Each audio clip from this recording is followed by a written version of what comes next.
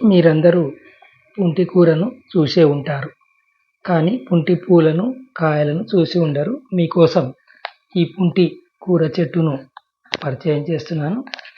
తెలంగాణలో పుంటి కూరగా, ఆంధ్ర ప్రాంతంలో గోంగూరగా ప్రసిద్ధి గాంచినటువంటి ఆకుకూర.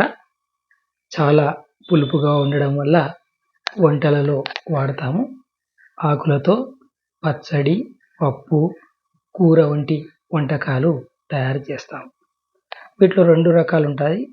పచ్చ గోంగూర, ఎర్ర గోంగూర అని.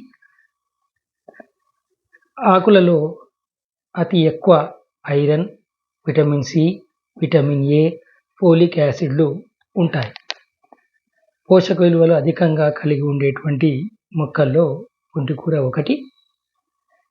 అదేవిధంగా ఈ ఆకులు తీసుకోవడం వల్ల రోగనిరోధక శక్తి పెంచుకోవచ్చు, రక్తహీనతను తగ్గిస్తుంది, ఎముకలకు బలాన్ని కలిగిస్తుంది, అధిక ఫైబర్లు కలిగి ఉండి జీర్ణక్రియను మెరుగుపరుస్తుంది.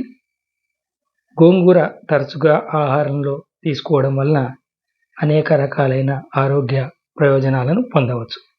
అదేవిధంగా ముదిరినటువంటి గోంగూర కాడల నుంచి పుంటినార తీసి వాడకానికి వాడతారు. మీరు చూడవచ్చు, పుంటి కాయలు, లేత కాయలు, పుంటి ఆకులు, పండ్లైన తర్వాత పుంటి పండ్లు. దీని నుంచి జాములు తయారు చేస్తారు.